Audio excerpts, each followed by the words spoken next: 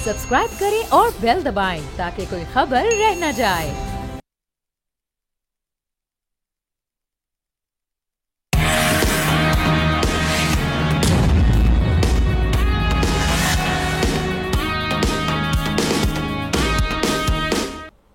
अस्सलाम वालेकुम नाज़रीन, आप देख रहे हैं न्यूज़ पंच। मैं हूं आमना खटाना।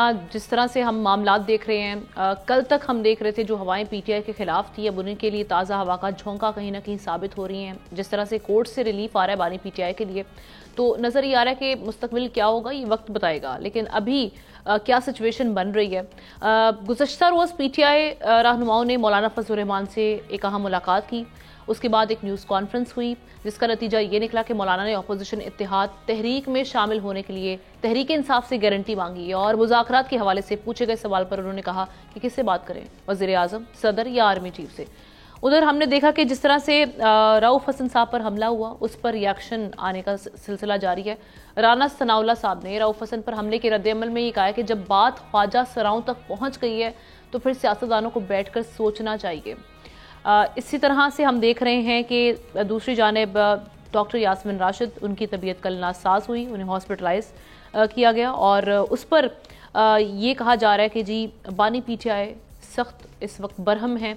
जो लीडरान उनसे मुलाकात करके आ रहे हैं, पीटीआई से जो ताल्लुक़ रखते हैं रहनुमाओं ने, उन्होंने आकर बताया कि वो बड़े बरहम हैं और उनकी जानिब से अब दो टोक अल्फाज में ये कह दिया गया है, पैगाम ये पहुँचाया गया। अली मोहम्मद खान साहब भी बता रहे थे कि अब मुज़ाकरात जो होंगे तो वो सिर्फ दो निकात पर यानी कंडीशनल डायलॉग्स करने के लिए रेडी हैं और वो मुज़ाकरात इन्हीं बेस पे होंगे। एक तो असीरान की रिहाई और दूसरा मैंडेट की वापसी। ये दो शराइत पीटीआई की जानिब से सामने आई हैं मुज़ाकरात अगर करने हैं इस सिलसिले में। अब हमारे सामने जो सारी सिचुएशन है जिसमें एक मौलाना फजल रहमान के साथ अलायंस, न्यूज़ कॉन्फ्रेंस में तो यही आया कि जी जब अपोजिशन इत्तेहाद समेत मौलाना फजल रहमान ये जब ऐवान में बैठेंगे तो इनका ज़ाहिर स्टांस सेम होगा, लेकिन एहतजाज अपना अपना किया जाएगा। फ़िलहाल TORs पहले तय किए जाएंगे, तहरीक इंसाफ के साथ काम कैसे करना है, वर्किंग रिलेशनशिप कैसे बनानी है, ये अभी तय होना बाकी है। इस हवाले से ये सामने चीज़ें आ रही हैं।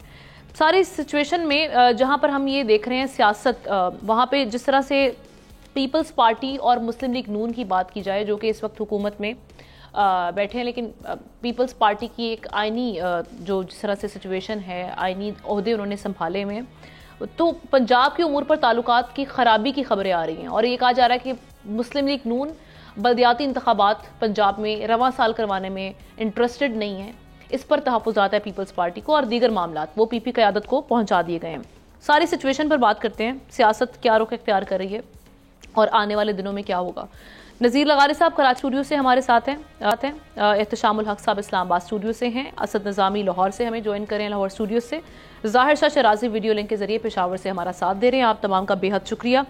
आगाज़ करते हैं जनाब एहतशाम साहब, ये कल कुछ निकला तो नहीं कुछ ख़ास? कल जो मुलाकात पे बड़ी नज़रें थी कि भाई मुलाकात होगी, कहा यह जाएगा, शायद हम ये सुनने जा रहे थे कि एक्सपेक्ट ये कर रहे थे कि अब इकट्ठे एहतजाजी तहरीक का हिस्सा होंगे, एक स्टेज पे दोनों दिखाई देंगे जलसे करते हुए, लेकिन अब ये तो हो नहीं रहा। अभी क्या TORs तय होंगे, किस तरह से चीज़ें बनाई जाएंगी? हमने दो चीज़ें बड़ी अहम हैं। आपने पीपल्स पार्टी नून का भी जिक्र किया है, उनके ताल्लुकात के हवाले से भी बात किया है, तो उस हवाले से बात कर लेते हैं। मेरे पास जो खबर है, बड़ी खबर है। हाँ, बड़ी खबर यह है जो मुझे पता चला है, वो ये है कि इस वक्त पीपल्स पार्टी पैनल में इस वक्त तनाव शदीद होता चला जा रहा है और बाकायदा डिमांड दे दी हैं कि जी आप यहाँ पे जो पंजाब के 16 डिस्ट्रिक्ट हैं, ख़ास तौर पे जनूबी पंजाब के, वहाँ पे उन्होंने शर्त रख दी है पीपल्स पार्टी ने कि आप जो पोस्टिंग ट्रांसफ़र्स करेंगे, यानी नून करेगी, आप हमसे पूछे बगैर नहीं करेंगे। एक दूसरी बात वो कहते हैं कि जी हमारी तलात हैं कि जो आपने यहाँ पे किस अंदाज से लोगों को जॉब्स दी हैं और मुख्तलिफ जॉब्स क्रिएट किए हैं, वो बग़ैर किसी मेरिट के किए हैं, हमारे उस पर भी तहफ़्फ़ुज़ात हैं। दो तीसरी चीज़ वो कह रहे हैं कि जिस तरह भी आपने जिक्र किया बल्दियाती इंतखाबात का, वो कहते हैं कि जी फ़ंड्स हमें दें, फ़ंड्स क्यों नहीं दे रहे। उनको कहा गया है कि जी फ़ंड्स की बड़ी कमी है, KP पहले ही हमसे नाराज़ बैठा हुआ है, हम उनको भी देने की कोशिश कर रहे हैं, बजट सर पे आपको देंगे। वो कहते हैं कि नहीं, असल बात जो बताई गई है आमना है कि पोलिटिकल स्पेस चाहती है पीपल्स पार्टी, जो बहुत अरसे से लेने की कोशिश कर रही है। बिलावल भुट्टो गए भी हैं लेकिन बात नहीं बनी, इंतखाबात में सख्त लहजा भी इख्तियार किया था, लेकिन बाद में सुलह सफाई होगी, पार्टी से बाहर बैठे, हुकूमत से बाहर बैठे आनी ओहदे लेके, लेकिन उनको लग रहा है कि पंजाब 12 करोड़ का सूबा है, बिलावल भुट्टो साहब ने अगर किसी स्टेज पे आना है और जो ख्वाहिश है जरदारी साहब की प्राइम मिनिस्टर बनना है, तो हमें पंजाब में इन रोड्स बनाने पड़ेंगे, प्लस हमें पॉलिटिकल सपोर्ट, पॉलिटिकल स्पेस चाहिए जो नून नहीं दे रही। तो इस हवाले से कहा जा रहा है कि तसल्लियाँ दी गई हैं, लेकिन जो नून के लोग हैं वो कहते हैं कि जी हमारे पास कोई इतना ज़्यादा कुशन नहीं है पीपल्स पार्टी को कुछ देने के लिए। तो ये तनाव तो लगता है इनके दरमियान बढ़ेगा। अब देखना है कि इस हवाले से जरदारी साहब की पॉलिसी क्या होती है, और बिलावल भुट्टो साहब तो इस हवाले से भी डेफिनेटली सोच रहे हैं कि हमें वहाँ पे पंजाब में जाके कुछ ना कुछ हिस्सा लेना है, जनूबी पंजाब भी हद तक। अब आ जाए इस पर जो आपने कहा कि कल कुछ बात नहीं बनी, आमना मेरी इतला आज ये है कि उनकी बात बन गई है। अच्छा। और शाम तक अभी तक ये खबरें थी कि हमारे हाँ जी हाँ, और जो हमारी एजेंसीज कह लें या हमारे पावर दैट भी कह लें या हमारी मौजूदा हुकूमत देख लें, उनको लग रहा है कि इस वक्त दो पार्टियां हैं जिनको अवाम में पिगराई हासिल है बड़ी हद तक। एक बड़ी है जिस पे मुझे कहने की ज़रूरत नहीं, सारी दुनिया कहती है PTI है, वोट बैंक है, सब कुछ है।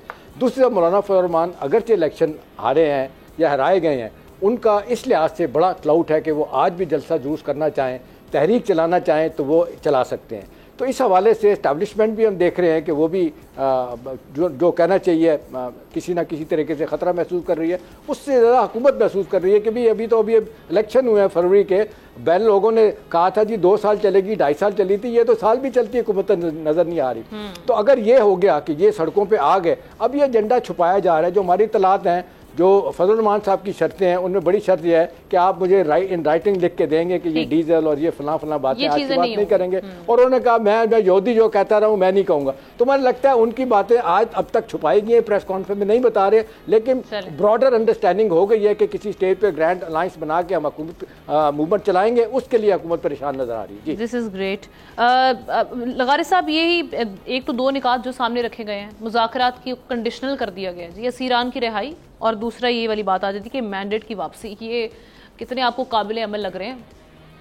बात यह है कि असीरों की रिहाई का मामला ये है कि शायद हुकूमत या जिन लोगों की ये ज़िम्मे है कि सारे प्रोसेस को आगे ले जाएं और उनकी रिहाई अमल में आए, या उनकी बरियत हो या उनके बारे में जो भी फैसले अदालतें करें, तो उसमें इंटरेस्टेड कोई भी नहीं है, ना इन्वेस्टिगेशन में, ना प्रोसिक्यूशन में, ना ट्रायल में, ना वहाँ तक ले जाने में किसी को भी कोई दिलचस्पी नहीं है।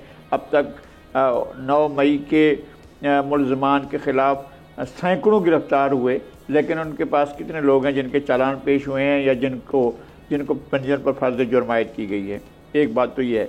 दूसरा मामला ये है कि जो दूसरी इनकी बड़ी शर्त है कि मैंडेट की वापसी, इसमें शायद PTI इंटरेस्टेड नहीं है, वो सिर्फ इसको नारे के तौर पर इस्तेमाल करना चाहती है। वो ये बताए कि उसने 35 पंक्चर कहे थे और 4 सीटें खोलने को कहा था, तो आप जाते वहाँ 35 के 35 ट्राइब्यूनल में जाते और वहाँ जाके खड़े हो जाते कि जी हमें ये 35 पंक्चर लगाए गए हैं और हमें वोट दिए हैं।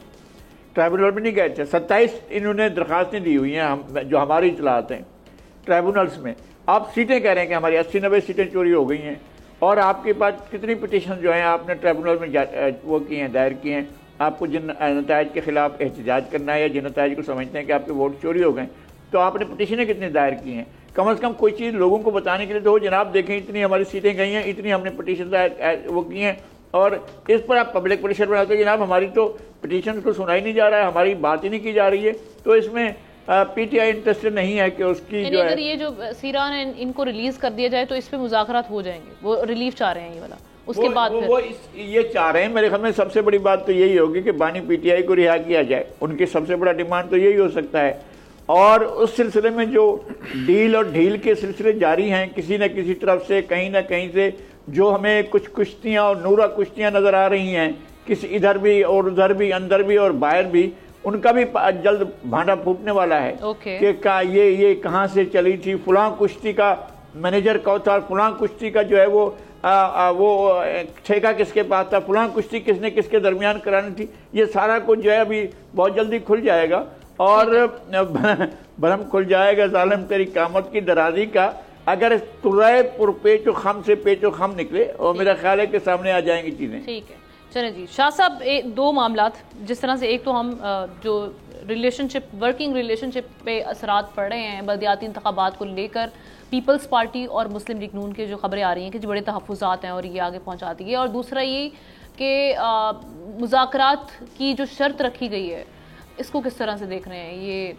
ये शर्त पे आप समझते हैं कि अमल दरामद हो जाएगा, काबिल अमल है? देखिए, सियासी जमातों का मेरे ख्याल में ये जोड़ तोड़ जारी रहता है और एक दूसरे से इनकी नुला कुश्ती भी जारी रहती है। और आप देख रहे हैं कि पिछले 30-40 सालों के अंदर, जब से हम कह सकते हैं 80 की दहाई के बाद मुल्क के अंदर जमहूरी निज़ाम और पार्लिमानी सियासत चली है, तो ये सब कुछ होता रहा है। पीपल्स पार्टी और PMLN कभी लड़ती रहे हैं, कभी वो चार्टर ऑफ डेमोक्रेसी पे एग्री हुए हैं, कभी एक दूसरे को जेल भिजवाते रहे और कभी किसी की ज़बानें काटते रहे, कभी किसी को उठा के बाहर फेंकते रहे।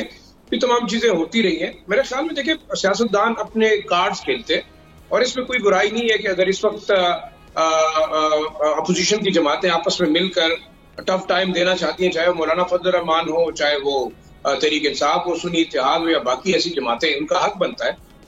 और इसमें मेरे ख्याल में कोई खफगी वाली बात है भी नहीं, क्योंकि जो लोग हुकूमत में आए उन्होंने भी कोई इनके साथ कोई अच्छा तो किया नहीं है। अब मौलाना साहब की अपनी बार बार हम कहते हैं कि जी उनका गिला कि जनाब उनको सदर नहीं बनाया गया, या उनको जो वादा किया गया था वो बकौल उनके वो इतनी सीटें नहीं मिली, क्या वो जीत नहीं सके, क्या उनको जितवाया नहीं गया। अब ये तमाम मामलात ऐसे हैं कि जिसके ऊपर अगर हम बात करें तो मेरे ख्याल में एक ही मकसद इन सबका है कि वो हुकूमत में कैसे आएंगे। चाहे वो इस वक्त बानी PTI है, उनको भी यही जो है वो शायद ख्याल है या जोम है कि उनके बगैर वो इंडिस्पेंसिबल है और पाकिस्तान उनके बगैर नहीं चल सकता। जो हुकूमत में लोग हैं वो भी समझते हैं कि शायद वो पाकिस्तान के लोगों के मसाइल का बहुत बड़ा हल है। लेकिन अगर देखा जाए तो मेरे ख्याल में दुनिया के अंदर कोई बंदा इंडिस्पेंसिबल नहीं है। कहते हैं कि आप जितने भी कॉम्पिटेंट हो वो आपको कभी भी रिप्लेस किया जा सकता है। तो इससे पहले मुशर्रफ साहब कहते थे कि मैं नहीं होगा तो पाकिस्तान का क्या होगा, पाकिस्तान चल रहा है, मुशर्रफ साहब अल्लाह को प्यारे हो गए। देखिए, बेसिक मसला ये है कि हमारे मसाइल वही हैं, हमारे मुल्क के अंदर निज़ाम वही है, निज़ाम की तब्दीली की कोई बात नहीं करता। आप बारियों की सियासत की बात करते हैं, बाप बेटा पोता पोती, वो एक नस्ल दर नस्ल जो पाकिस्तान के अंदर हुक्मरानों की एक नस्ल है वो पाकिस्तानियों पे हुक्मरानी करती रहेगी, चाहे वो मियाँ साहब की है चाहे वो किसी और साहब की है। अब बेसिक इशू है कि आम लोगों के मसाइल क्या होंगे। हम तो 24 घंटे यही रोते रहते हैं, हुकूमत तोड़ दी, हुकूमत जोड़ दी। मेरे ख्याल में हम में से बहुत सारे लोगों के मसाइल पे कम ही बात करते हैं, सिर्फ यही फिक्र खा गई है कि हुकूमत बनेगी कैसे, टूटेगी कैसे, चलेगी कि नहीं चलेगी। अब इस वक्त देखिए बड़ा अजीब सी सूरत हाल है। आपको मुल्क के अंदर निज़ाम बैठ गया है, आपका अदालती निज़ाम तो लोग कहते हैं बैठ गया है, आपका एडमिनिस्ट्रेटिव निज़ाम बैठ गया है, फाइनेंशियल निज़ाम बैठ गया है, मुल्क जो है वो डिजास्टर की तरफ जा रहे हैं। आपके यहाँ पानी की किल्लत है, खुराक की किल्लत है, लोग एक दूसरे को मेरे ख्याल में मारने में तुल गए। सही मेन ये है कि अगर वाकई ये लोग इकट्ठे होकर कोई हल निकालना चाहते हैं, और दूसरी जो आप बात कर रहे हैं कि मशरूत रिहाई की बात कर रहे हैं और साथ साथ जो है ना वो मैंडेट की वापसी की बात कर रहे हैं, तो मेरे ख्याल में अभी तक तो नहीं देख सकता कि जब से इलेक्शन रिजल्ट आया उसके बाद किसी किस्म की प्रोग्रेस हुई है। जो शिकायत है फॉर्म 45 वाली, तो वाकई हमारी अदालतें तो प्रोसेस से जाएंगी तो हर बंदा शिकायत करेगा। दूसरा, बार बार जब पोजीशन अभी इस वक्त आप देखें जो रूलिंग जमात के लोग हैं वो कह रहे हैं कि आप सियासी कैदियों को रिहा करें। मुशाहिद हुसैन साहब की बात, देख रहे हैं मुख्तलिफ रहनुमाओं की जानिब से भी कहा जा रहा है कुछ तो इस पे लचक दिखानी पड़ेगी। जी जी, सिस्टम को आगे चलाने के लिए। लेकिन देखिए इस वक्त जो मैं तो समझता हूँ शायद हो सकता है हमें आगे बढ़ना है। जी जी, छोड़ दिया जाए। ठीक, चले तो फिर क्या हो, फिर क्या करेंगे? अगर इजाजत है तो जल्दी से बोल दो। एहतशाम साहब क्विकली।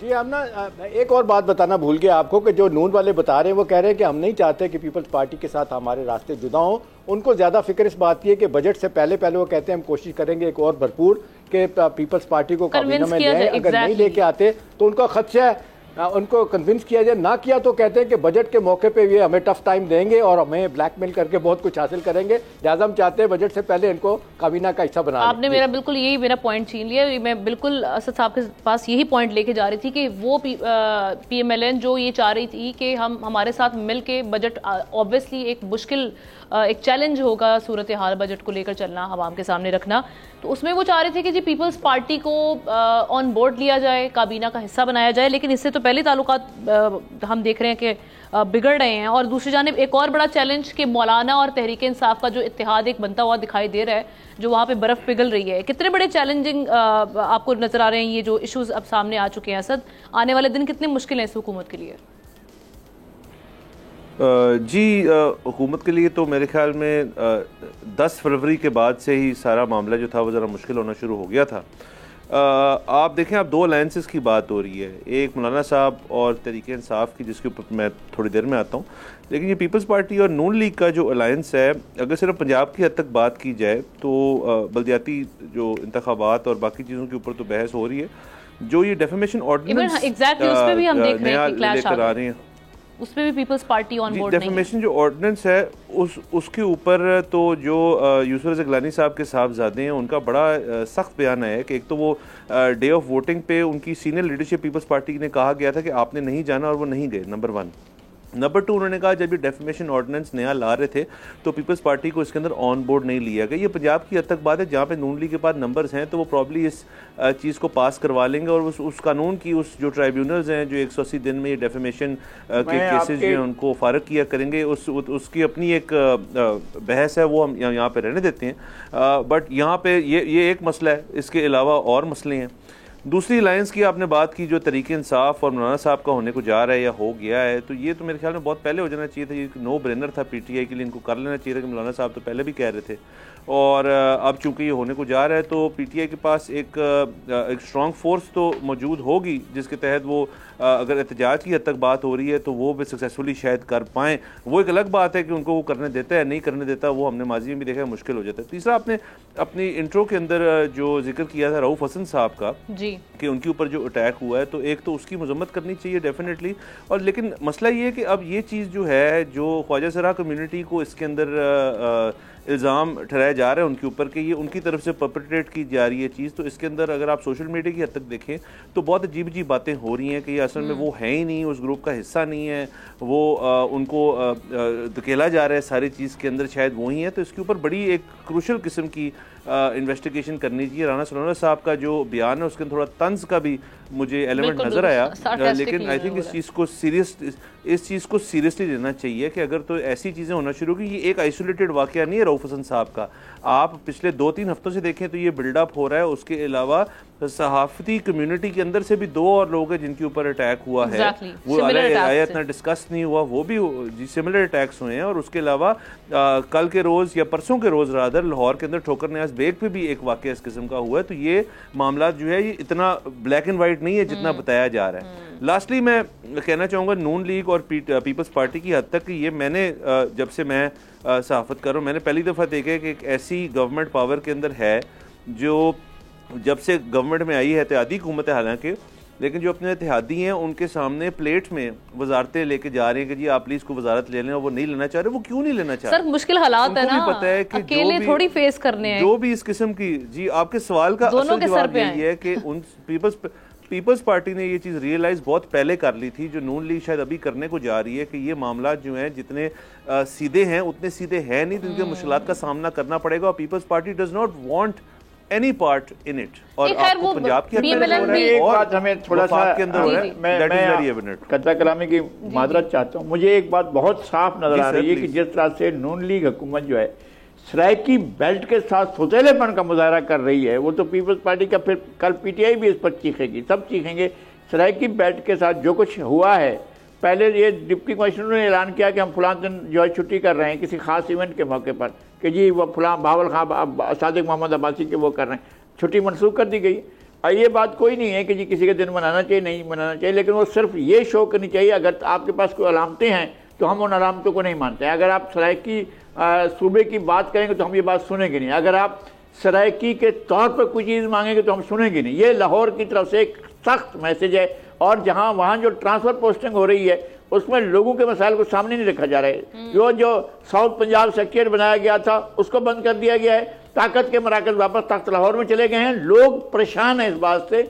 और मेरे ख्याल में नून लीग की हुकूमत को माजरत के साथ लगारी साहब अफसोसनाक के साथ साथ माजरत के साथ ये बड़ी शर्मनाक बात है। पीपल्स पार्टी, PMLN, PMN नून, पीटीआई, इन सब ने वादा किया हुआ बबांगे दौल के सराइकी सूबा बनाएंगे, लेकिन जब हुकूमत में आते हैं तो बिल्कुल इस बारे में बात खामोशी इख्तियार कर लेते हैं। सारी की सारी पार्टियां खामोशी इख्तियार कर लेती हैं, लोगों से वादा करने के बावजूद, अपने मंशूर में डिक्लेयर करने के बावजूद इस पर बात करने को तैयार नहीं। बिल्कुल ठीक है। अभी तो हमारे सामने ये हमने देखा कि एक छोटा सा एक क्लैश जो कि एक तो डेफेमेशन लॉ पे आ रहा है और दूसरा ये बल्दियाती इंतखाबात के हवाले से पीपल्स पार्टी और PMLN का। लेकिन आगे बड़े चैलेंजेस हैं, ख़ास तौर पे मुआशी सूरत हाल, बजट को लेकर, और उसके साथ साथ जो सियासी चैलेंजेस हैं उस PMLN जो है वो अकेले तनहा लड़ना नहीं चाह रही, और वो बार बार चाह रही है, डे 1 से चाह रही है कि पीपल्स पार्टी कैबिनेट का हिस्सा बने। लेट्स सी आगे जाके क्या मामला, क्या रुख इख्तियार करते हैं। ब्रेक लेते हैं, ब्रेक के बाद दीगर जो हमारे टॉपिक्स हैं उन पर डिस्कस करेंगे। Welcome back once again. जिस तरह से हम देख रहे हैं कि इस वक्त पूरे मुल्क में एक ही दुहाई दी जा रही है, और वो है गर्मी, जो कि बढ़ती ही दिन ब दिन चली जा रही है। ऐसे में महकमा मौसमियात ने भी खबरदार किया कि हीट वेव के पहले स्पेल का आगाज हो गया है, जो जून के आखिरी हफ्ते तक जारी रहेगा। अब एक तरफ जानलेवा गर्मी है, हीट वेव का खतरा है, और उस पर बिजली की लोड शेडिंग गरीब आवाम के लिए किसी दोहरे अजाब से कम नहीं, और साथ बिजली की बढ़ती कीमतें भी बड़ा मसला है। जिस तरह से हम बता रहे थे कि 10 से 12% जो बिजली की इस वक्त कीमतें हैं वो बढ़ाई जाने के बारे में सोचा जा रहा है। मगर इन हालात में सोलर पैनल्स की कीमतों में कमी ने कम से कम मिडिल क्लास को जरा रिलीफ पहुंचाया, और उन्होंने कमेटियां डालकर या 2 पैसे जोड़कर सोलर पैनल लगवाए। लेकिन अब ये कहा जा रहा है कि शमसी तवानाई से पैदा होने वाली बिजली पर भी टैक्स देना पड़ेगा, यानी हुकूमत वक्त सूरज का नायब बनकर हमसे टैक्स लेगी। लेकिन इससे भी ज्यादा परेशानी की बात यह है कि कभी तासुर मिलता है कि हुकूमत शमसी तवानाई का इस्तेमाल बढ़ाने में संजीदा और आम लोगों को सहूलियात फराहम करना चाहती है, और कभी ऐसे बयानात तखमीने सामने आते हैं जिनसे जाहिर होता है कि शमसी तवानाई से पैदा करदा बिजली इस्तेमाल करने वालों पर मुख्तलिफ टैक्स आयद करके उनके मतलूब फवायद कम कर दिए जाएंगे। ये खबरें भी गर्दिश कर रही हैं कि नेट मीटरिंग कनेक्शन होल्डर्स को डिस्कोस की 50 से 70% बिजली इस्तेमाल करवाने की तजवीज़ ज़ेर गौर है। ये सारी सिचुएशन में अभी तक बड़ी कन्फ्यूजन है, अभी तक समझ में कुछ नहीं आ रहा, क्योंकि हुकूमत इस वक्त, जब हम किसी भी प्लेटफॉर्म पे मुख्तलिफ प्रोग्राम्स में अवैस लगारी साहब को भी हम सुन सकते हैं, और जो दीगर जो हैं MNAs वो आकर इस हवाले से जो स्टेटमेंट दे रहे हैं वो बड़ी कन्फ्यूजन क्रिएट कर रही हैं। वो बार बार ये कह रहे हैं कि जी ऐसा कुछ नहीं होने जा रहा, लेकिन जो IMF के साथ जो मामला हमें दिखाई दे रहे हैं उससे ये तासुर जा रहा है कि हुकूमत एक ग्रॉस मीटरिंग वाले मामले की जानिब जा रही है। मैं आगाज़ करूँगी, असद आपके पास एक तो इस हवाले से कोई इन्फॉर्मेशन क्या पहुँची है, क्या करने जा रही है हुकूमत, और दूसरा ये जो इबहाम पैदा हुआ है ये मुख्तलिफ स्टेटमेंट से, क्या इससे तासुर क्या मिल रहा है, करना क्या चाह रही है? इससे जी तासुर तो यही क्रिएट हो रहा है कि गवर्नमेंट जो है उनको इस वक्त इस चीज़ का आइडिया नहीं हो रहा कि वो कौन से मसले को कब हल करें। एक एडहॉक किस्म की पॉलिसी जो है वो सोलर पे बना दी गई, खबर आ गई जी कि वो निजी अखबार के अंदर पूरा मजमून छप गया कि जी ये होने लगा है कि ग्रॉस मीटरिंग पे जा रहे हैं। उसके अगले दिन ही एक लेस्को के दफ्तर में बैठ के लगारी साहब ने कह दिया जी कि ऐसा कुछ नहीं हो रहा, ना ही हमारा इस किस्म का प्लान है। तो वैसे लगारी साहब अगले रोज जी वैसे जी हमारे नज़ीर लगारी साहब मैं क्या सॉरी वैसे खाक राचे निस्बत में पाक भाई वो वैसे हमारे लगारी साहब हो तो शायद मसला वैसे ही हल हो जाए। तो बहरहाल लेकिन दूसरा तो ये उन्होंने कह दिया जी कि ये ऐसा कोई हमारा प्रोग्राम नहीं है, एनर्जी डिवीजन जो है अभी लगी हुई है और वो ऐसी कोई बात नहीं है। अच्छा, ग्रॉस मीटरिंग है क्या, वो करना क्या चाह रहे हैं जी कि एक बाई डायरेक्शनल मीटर है उसको उतार के वो कह रहे हैं 2 मीटर्स हो जाए, एक इम्पोर्ट वाला हो एक एक्सपोर्ट वाला हो। आप जितनी बिजली इम्पोर्ट करेंगे वो पूरे के पूरे का बिल देंगे और बाकी जो है जो आपकी होगी उसको एक्सपोर्ट कर देंगे। वो ख़त्म क्या करना चाह रहे हैं, कंज्यूमर को ये समझ नहीं आ रही, इससे फ़र्क क्या पड़ेगा। अभी तो ऐसे ख़त्म ये चीज़ होगी कि जिन्होंने नेट मीटरिंग कराई हुई है उनका एक सेल्फ कंजम्पशन का एक बार आती है उनके फ़ोन्स पे, जब वो इसको एनालाइज करते हैं वो सेल्फ कंजम्पशन ये होती है कि जितना आप इंपोर्ट कर रहे हैं उस टाइम दिन के वक्त जब सूरज आया हुआ है तो वहाँ पे यूनिट आपकी जो है कट रहा है। तो वो इस चीज़ को ख़त्म करना चाह रहे हैं बेसिकली कि यूनिट कंज्यूमर ना काट पाए, वो पूरी की पूरी बिजली हमसे खरीदे और बाद में जो एक्सपोर्ट कर रहा है बिजली वो एक सस्ते रेट पे बेचे। तो इसका अभी इक्वेशन जो उन्होंने बनाई है जो मेरी इतला के मुताबिक वो है 65 का लें और 11 का हमें वापस कर दें। तो इसके ऊपर ये लोग जो है ज़रा परेशान हैं। ये करने का एक और बहुत बड़ा मसला है क्योंकि मेरे तमाम ये सोलर जो बनाते हैं तो बेचते हैं उनसे ही बात ही वो कहते हैं कि हमारा तो ये ख्याल है कि हमने जितने इन्वर्टर्स लगाए हुए हैं लोगों के घरों के अंदर जो 1,13,000 जो नेट मीटर हुए हुए हैं उनके जो इन्वर्टर्स हैं वो बाई डायरेक्शनल मीटर के तरह ऑपरेट कर सकते हैं, वो शायद 2 मीटर पर ऑपरेट ही नहीं कर सकते। एक तो ये बहुत बड़ा मसला है। लास्टली उन्होंने अब आई थिंक फैसला ये किया है कि आपका जब आपकी नेट मीटरिंग हो जाती है तो वो बेसिकली एक कॉन्ट्रैक्ट है। पहले नेपरा के साथ होता था, नेपरा आपको एक कहती थी कि यार ये सॉर्ट ऑफ एन IPP है जो अपनी छत को यूज़ करके बिजली बना रहे कंज्यूमर जो है और वो 5, 6, 10 साल का कॉन्ट्रैक्ट होता है जो अभी तक वो कॉन्ट्रैक्ट्स चल रहे हैं। सो अब सवाल ये पैदा होता है कि जी अगर आप मुझे कह दीजिए कि अब से ग्रॉस मीटरिंग होगी तो मैं तो जाके स्टे ऑर्डर ले लूँगा, या कोई भी कंज्यूमर जाके स्टे ऑर्डर ले लेगा जी कि मेरा तो कॉन्ट्रैक्ट नेपरा से, उसके बाद ये डिस्कोस को डिवॉल्व हो गया था सारा मसला, तो लेस्को के साथ आप बहुत लोगों के मुआहदे हैं। पिछले 3 महीने के अंदर उन्होंने नेट मीटरिंग काफ़ी ज़्यादा की है। अभी तक मेरे में कितने मेगावाट्स जो हैं ऑफ सोलर पैनल्स इंपोर्ट हो चुके हैं एट बेयर प्राइसेस, मतलब 40, 41, 42 रुपए पर वॉट के ऊपर पैनल्स इंपोर्ट हो चुके हैं, अब लोग लगाना चाह रहे हैं इनको। असल में मसला जी इसके ऊपर यही है कि हमारी जो फेडरल गवर्नमेंट है और जो डिस्कोस हैं उन्होंने मिलकर ये सोचना है कि हमने जी इस मुल्क में सोलर करके कंज्यूमर को बेनिफिट देना है या नहीं देना। अगर तो नहीं देना फिर ग्रॉस मीटरिंग कर दें, फिर चीज़ ख़त्म कर दें। उससे एक चीज़ होगी, जो आपका गुड कस्टमर है, ये कस्टमर वो है जो बिजली इंपोर्ट भी करता है, ये बंदा वो है जो टाइम पे बिल भी देता है, ये शख्स वो है जिसने सोलर भी लगाया हुआ है अगर वो उसका विड्थ है उसकी इतनी उसकी, और वो एक्सपोर्ट भी कर रहा है। अगर आपने ग्रॉस मीटरिंग की और इस किस्म के इकदाम लिए कि टैक्सेशन पॉलिसीज बना दी कि जी 1000 रुपए पर किलोवाट टैक्स लगाएंगे, वो गुड कस्टमर क्या करेगा कि वो बैटरीज लगा लेगा जी, और वो ग्रिड से ऑफ हो जाएगा। वो कहेगा जी कि चलें ठीक है जी हम आपसे बिजली लेते ही नहीं, क्योंकि आप जो शुरू में आपने जब अपना इंट्रो किया उसके अंदर आपने कहा कि जी ये पता नहीं कितने % जो है ये बिजली बढ़ाने की कोशिश कर रहे हैं। मेरी एस्टिमेट के मुताबिक इनका जो गोल है कि वो इस वक्त जो यूनिट प्राइस है बिजली की वो 90 रुपए प्लस पे लेके जाएंगे इस साल के एंड तक। उसके साथ साथ वो कह रहे हैं जी कि सोलर जो है बंद किया जाए, गुड कस्टमर हमसे चला ही जाए, सो और लोड शेडिंग अपनी जगह।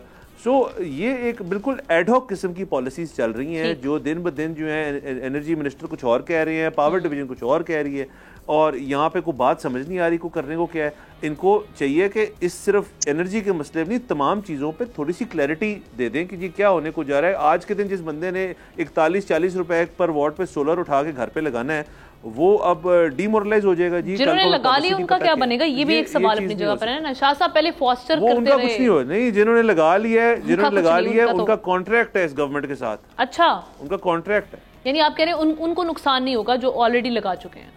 नहीं नहीं, फिर मसला हो जाएगा जी, सब कहेंगे जी हम कोर्ट चलते। ज़ाहिर शाह साहब पहले फॉस्टर करते रहे हैं कि जी इनकरेज करते रहे हैं सोलराइजेशन को। शहबाज शरीफ साहब आप उनके बयानात उठा के देख लें, 1-2 साल से पिछले हम देख रहे हैं कि उनकी यही पॉलिसी रही है। अब अचानक से change of mind, change of heart और इस तरह के इकदाम, ये क्या होने जा रहा है? देखिए मेरे ख्याल में ये काफी ज्यादा पहले असद ने बड़े टेक्निकली सारी चीज बताई, लेकिन मैं आपको वो पॉलिटिकली और कहते हैं एडमिनिस्ट्रेटिव तरफ बात करना चाहूंगा। लगारी साहब और शाम साहब शायद बाद में मुझसे इत्तेफाक करते हैं या नहीं, लेकिन मेरे ख्याल में इस वक्त जो 2 बड़ी ताकतवर फैमिलीज हैं जो इस वक्त हुकूमत में हैं, 16 से 17-18% जो है तमाम जो IPPs और सारा मैकेनिज्म उनके हाथ में है, और बिजली की डिस्ट्रीब्यूशन और तमाम चीजों के अंदर अगर IPPs की बात की जाए तो मेरे ख्याल में इस वक्त जो हुकूमत में होगा, जो सेनेट में होगा, जो असेंबली के अंदर होगा, पॉलिसीज वही बना रहे हैं। लेकिन ये वही पॉलिसी है कि जिसके तहत आप जो है वो खाना पीना, आटा, गंदम, चावल, चीनी, सारी चीजें जो है वो कंट्रोल करते हैं। एक बिजली इनके हाथ से निकल गई थी क्योंकि हाइडल पावर इनके हाथ में थी। अब जब सोलर पावर है, लोग देखिए कहाँ जा रहे हैं, रिन्यूएबल एनर्जी पे जा रहे हैं। अभी आज 22 तारीख पे कॉन्फ्रेंस वहां पे हो रही थी इस्लामाबाद के अंदर, वो आपके पास जो है वो रिन्यूएबल एनर्जी पे बात करें, लेकिन कोई आपको यानी आपके नेचुरल रिसोर्सेज से जो पावर जनरेशन हो सकती है उस पर बात नहीं कर रहा। एक पॉइंट तो ये हुआ। दूसरा मेरे ख्याल में ये मैं समझता हूँ कि किसी भी सूरत में भी जो अवाम के ऊपर प्रेशर आएगा, जैसे 90+ रुपए का पर यूनिट होगा, और इस वक्त भी आप देखें जो वाडा की बिजली, हाइडल पावर की बिजली, वो आम बड़े बड़े प्लाजा मालिकान अपने रेट पे भेज रहे हैं। और आप KP के अंदर जाएं, पेशावर, इस्लामाबाद, लाहौर के अंदर बाकायदा जो है वो आप बिजली खरीद कर आके अपने जो कंज्यूमर है उसके ऊपर 130 और 140 रुपए का यूनिट बेच रहे हैं। तो ये एक और बड़ा मसला उधर भी दरपेश होगा। तीसरा देखिए अहम नुकता ये है कि इस वक्त अगर आप जा रहे हैं एनर्जी क्राइसिस का, और पाकिस्तान के अंदर मैं तो ये समझता हूँ कि बिजली का शॉर्टफॉल है ही नहीं। जब आपके पास कहते हैं कि हमारे पास शॉर्टफॉल 24,000 या 30,000 मेगावाट है, तो आपके पास जो पोटेंशियली बिजली पैदा होती है वो कितनी है? किसी को ग्रिड के अंदर आने वाली बिजली की कैलकुलेशन जो है उसका अंदाजा नहीं हो सकता कि आपके पावर जनरेशन से कितनी आ रही है और प्राइवेट जो प्रोडक्शन हाउसेज है वो कितने भिजवा रहे हैं। दूसरा देखिए आपके पास सेंट्रल एशियन स्टेट से एक और फार्मूला लेके आई कि आप जो है गर्मियों में हम आपको बिजली जो है वो फराम करेंगे, आप सर्दियों में इस बिजली को वापस करें। और ये जो एक कासा 1000 का एक प्रोजेक्ट यहाँ पे हो भी रहा है ट्राइबल एरिया और सेंट्रल एशियन रिपब्लिक के दरमियान, वहाँ पे एक्सपेरिमेंटल बेसिस पे किया जा रहा है। अब आप देखें ओवरऑल ये तमाम चीजें मेरे ख्याल में ऐसी हैं जिसके ऊपर डाउट पैदा होता है कि आया जो मुल्क के अंदर जो कहते हैं ना अशराफिया है वो किस मैकेनिज्म पे जा रही है, आप लोगों को कितना जो है स्क्वीज करेंगे। मेरे ख्याल में देखें अब होगा ये कि आप इस तरीके से अगर लोगों को कोर्स करना चाहेंगे तो एक रिवॉल्ट होगा, लोग इस पे भी रिएक्शन करेंगे, लोग इस पे भी चीखो पुकार करेंगे। पहले ही आपके पास एनर्जी क्राइसिस है, गैस नहीं होती। आप देखिए गर्मियों के मौसम में और मेरे ख्याल में बड़े बड़े शहरों के अंदर मैं सूबाई दार हुकूमत की बात करूंगा, यहाँ 10 घंटे सुई गैस नहीं होती। तो आप ये बताइएगा कि गर्मियों के मौसम में अगर गैस नहीं है, कल आपके पास बिजली का शॉर्टफॉल है, तो आप किस तरफ जा रहे हैं? इन मामलों को देखना पड़ेगा, चीजों की तरफ देखना होगा जहां से अल्टरनेट सोर्सेज पे जाए। चलें, लगारी साहब आपका इस मामले पे क्या टेक है? जो भी एक मामला उठा हुआ है इस पर हम देख रहे हैं बड़ी चीखों पुकार हो रही है आवाम की जानिब से, जिन्होंने सोलर पे एक इन्वेस्ट कर लिया मामला। देखें हुकूमत की बड़ा भाम है। मेरे दोनों दोस्त जो हैं असद साहब और ज़ाहिर शाह शिराजी साहब, मैं दोनों से इत्तेफाक करता हूँ। दोनों ने बड़े एहसन तरीके से इसके फ़नी मामला जो हैं उनको तो बहुत खूबसूरती से एक्सप्लेन किया है। असल में हमारे पास क्या सोर्सेस क्या थी एनर्जी की, थर्मल से हम लेते थे, हाइड्रो से लेते थे, IPP से लेते थे और सोलर से। असल तो बात यह है कि जो किसी ताकत के मरकज़ में बैठे हुए हैं और ताकत के यूनिवर्सल इंटरनेशनल मरकज़ पर बैठे हैं, वो ये चाह रहे हैं कि आपका डोमेस्टिक कंज्यूमर और आपका इंडस्ट्रियल कंज्यूमर ये तो बेहाल हो जाए और किसी सूरत में भी वो सांस लेने के काबिल ना हो और आपकी इंडस्ट्री बिल्कुल ना चले। उनका तो ये तयशुदा मनसूबा है। वो आपके लिए जो है गर्दन में ये IPP के जो प्रोजेक्ट्स हैं, ये किसने कहा था कि आप जाकर इन दामों में लें और इन शराइत पर, जिन शराइत पर आपने इनको चलाया हुआ है। बेल्जियम एक ऐसा मुल्क है जहाँ 92 दिन सूरज नज़र आता है और हर घर के लिए मैंडेटरी है कि वो अपने घर में सोलर का पूरा सिस्टम लगाए और सोलर बिजली हासिल करे। और आपके यहाँ 365 दिन जो है सूरज पूरे तौर पर चमकता है। बहुत कम ऐसा होता है कि कभी सूरज आपके यहाँ से चला जाए, लेकिन उसके बावजूद आपने एक तो बहुत देर की और जब कुछ लोग इसके लिए राजी हुए तब आप डंडा लेकर आ गए, लाओ भाई हमें इसके पैसे दो, और हाँ हम तो फुलां भी लेंगे, आपसे टैक्स भी लेंगे, आपसे पैसे भी लेंगे, फुलां भी लेंगे और आपको रुलाएंगे भी। और ये वाकई हमें रुलाने के लिए तुल गए हैं। लोग जो हैं, लोगों की चीखें निकल रही हैं और आपको मैं बता नहीं सकता, मुझे डर लग रहा है कि इतना बिल आएगा कि शायद वो मेरी तवानाई से, ताकत से, वसाइल से बढ़ जाएगा और कैसे गुजारा करेंगे लोग, तो मुझे नहीं आता। मुश्किल सूरत हाल है जी। एहतशाम साहब देखें आमना, वन लाइनर तो ये है कि नेट मीटरिंग, ग्रॉस मीटरिंग मुझे तो बहुत बड़ा स्कैम लगता है जिसका शिकार मैं, आप और आम आदमी होंगे और उसका थोड़ा बहुत क्या बल्कि बहुत ज़्यादा फर्क सोलर इंडस्ट्री में पड़ेगा।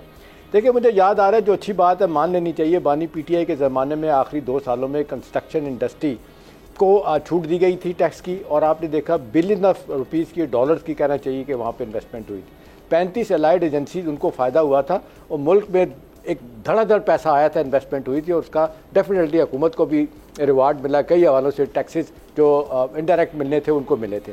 अभी देखें सूरत हाल क्या हो रही है। ये सोलर इंडस्ट्री अभी पिछले 8-10 साल का फिनोमेना है। अभी जिस अंदाज से लोग सामने आए हैं और जिस अंदाज से नवाज शवाशी साहब ने सपोर्ट का ऐलान किया, लेकिन आमना ये थर्मल लॉबी, उसके बाद आपकी ये हाइडल लॉबी, हाइडल तो कम है, थर्मल ज़्यादा IPPs वाले, ये इनको सूट ही नहीं करता ये काम हो। देखें ना अब सूरत हाल क्या हो गई है कि आज से 2-2.5 साल पहले तक जो 10 kV का कहा जाता है कि 20 लाख रुपए में 2-3 कमरे और आपका ड्राइंग रूम होता था, अब वो 10 लाख रुपए में हो जाता है। तो अब ये तो बड़ा फ़ायदा लोगों को हो रहा है। इसमें से वो टैक्स भी दे अपना, जिसको कहना चाहिए वापडा को भी बिजली वापस कर सकते हैं।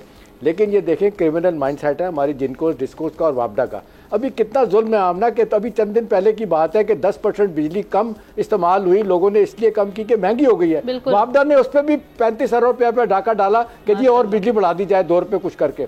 तो मेरे ख्याल है ये जुल्म है, ज्यादती है, लोगों को बाहर निकलना पड़ेगा। लोग तंग आ गए हैं और ये जो तरीकाकार है कि सिर्फ अशराफिया और जो क्रिमिनल माइंडसेट है जो हम देख रहे हैं, जो लोग बन के बैठे हुए हैं बड़े बड़े, जिसको कहना चाहिए माफिया के तौर पर ऑपरेट करते हैं, कार्टर के तौर पे ऑपरेट करते हैं, इनको रोकने की ज़रूरत है। और अगर इस दफ़ा इन्होंने सोलर इंडस्ट्री पे ये टैक्स लगाया हमला, तो मैं कहूँगा ये सुसाइडल होगा।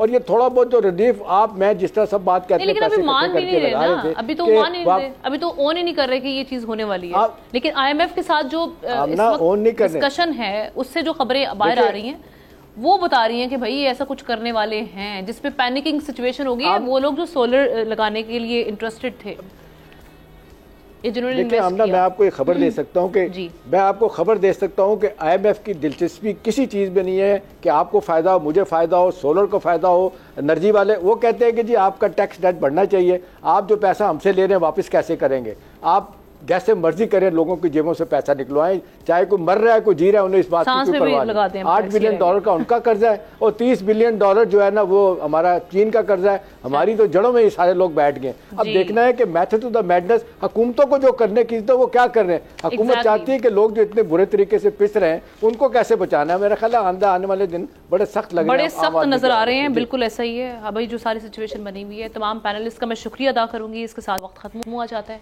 कल आपसे मुलाकात होगी। अल्लाह हाफिज।